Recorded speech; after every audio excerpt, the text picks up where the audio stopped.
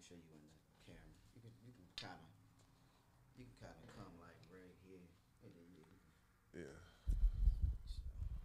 so Right.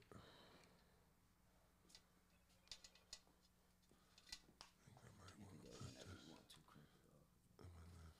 Do what now? You can go ahead and do yo yo yo yo yo. Say.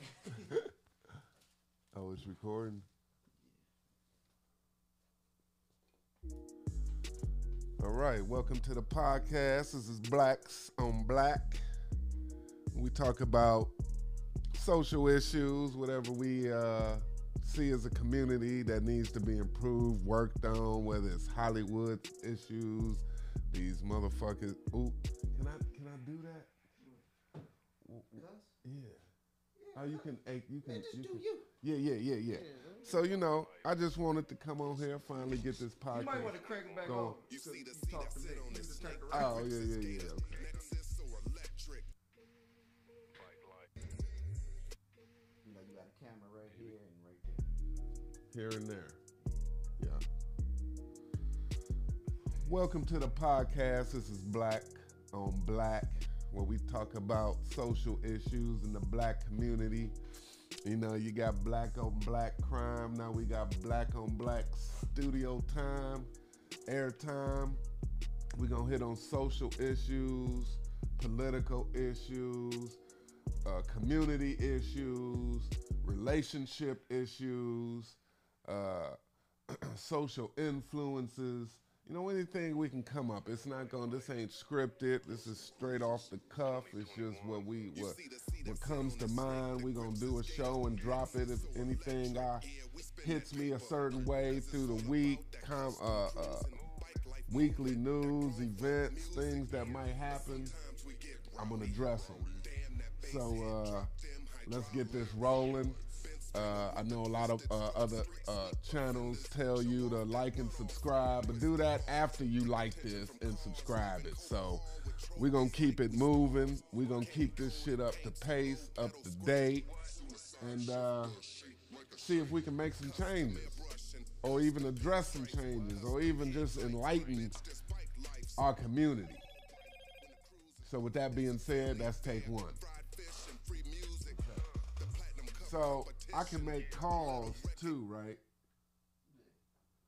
Okay, let me make a call right quick, see if I can get a hold of somebody. I'm gonna call my brother. You know, we're gonna talk about things like workplace and how the workplace affects the black community, whether positions that you might hold, how are we afforded the same positions as maybe other races? So I got my brother. He's a supervisor at one of the major automotive companies. Maybe he could shed some light on that issue. Yo, Crutch, what up? what's up, man? I'm at the studio. Welcome to the show. We're doing our podcast run through. Cut him up if you need. Oh, for real? Yeah, let me this right here. Yeah. I just wanted to give a call in, make sure all our systems are working correctly, and I had addressed, the black. Oh, yeah, You can bag it. yeah, okay. As far as workplace environmental things, moving up the corporate ladder in the workplace in the black community. Now, I called you because I know you're a supervisor at one of the largest automotive corporations in the world. Mm-hmm. So, from your perspective, what did it look like? What did it look like going into it? Did you see a lot of yous around? Were there a lot of people looked like you, or were you the only one in the room? Was it peppered? Did it look pretty much even? Well, honestly, as far as supervisory on that level of management, it's like 90% black. 90% black. Yeah, and same with the workers, because one of the deals that Stellantis had with the city is that the first people that they hire off the street has to come from the surrounding neighborhood. Hiring within the community. Yeah. Yes. That was a deal. Yeah, that is definitely essential. Right. So when they looked for people other than people that might have transferred from other facilities, right, they had to start with the neighborhood that where the plant was located. Okay. So the floor is 98% black. Supervisors are 90% black. Okay. Managers is probably closer to 65, and then upper level starts to be just more white. Okay. Yes, which is seems typical. So do you think that would cause any kind of I mean, okay, so because of the community that your facility is in, it's predominantly black. So then, of course, you're going to have, since they're hiring from within the community, you're going to have predominantly black employment. Right. Now, that might stand true to a facility in a predominantly white community. Now, yeah. Would there be backlash though? Wouldn't there be some backlash from the black community because they're not getting those opportunities? It's kind of like a give and take. Or which way do you go? Because I'm sure that there's a lot of factories and facilities that's in predominantly white communities, but yet they are pressured to hire more minority employees. Oh yeah. So where is the standard on in those two demographics? Should they have to hire more minorities? Well, I mean that's kind of a niche situation because the problem is with the automotive community, suppliers and manufacturers, it's like it's a closed circle, Right. Tight-knit closed circle. So the people that's been in the game for 20, 30 years are still in the game. So, right. Just like affirmative action, yeah, I think that is necessary because there are minority-ran suppliers of facilities that just the only reason that they're not, billionaires is because they're not in the circle. Right. So there are efforts that go towards, companies will get incentives to work with minority-based suppliers. Yeah. Try to level the playing field. To speak. Because it's just like you're not in the boys' club. Right. And it's not because you're not good enough. It's just because that's the way the club has been. Right. So I like those efforts because, like, for example, the Piston Group. Yes. The Piston Group is a supplier. I think it might even be a Chrysler supplier. You say the Penske? No, Piston. Piston. Vinnie Johnson. Yes, his supplier company. The founder of it. Yes. We know about yes. They're a supplier. They supply automotive goods. They're predominant. It's a black-owned supplier. Right. So they do have efforts to incorporate these black or even Indian NX. I think it's called NYX. They're another supplier, automotive supplier, and they're all predominantly East Indian. Oh, okay, okay.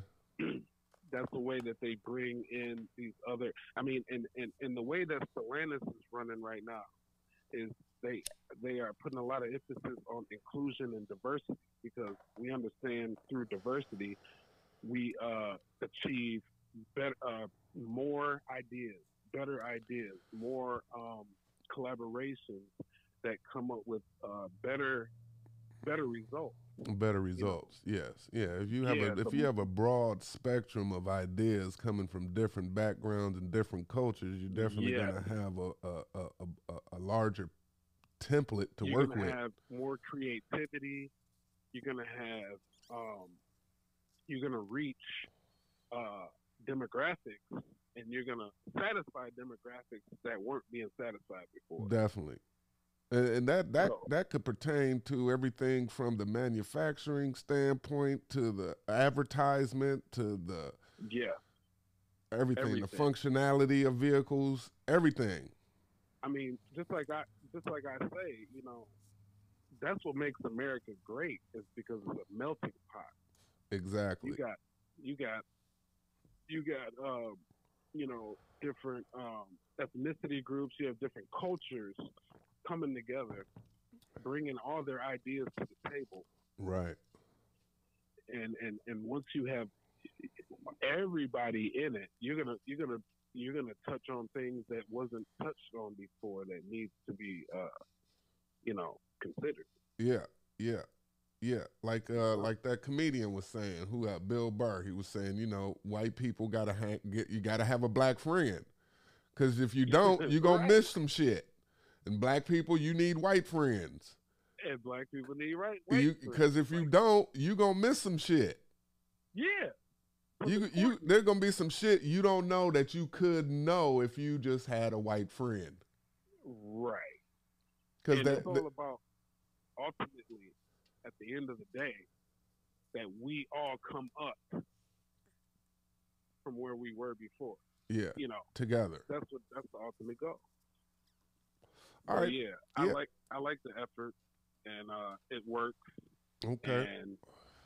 and I mean I think it's necessary because along with the facility being there, there's other things that come along with a facility like like in the paint shop, it's very important that the air quality is good, Mm-hmm. the exhaust air quality. So, we got this big factory in the middle of this neighborhood. Right. Um, um, that doesn't mean you can destroy the air quality around there. So Right. Now I heard you. everything, I heard you stated a stat.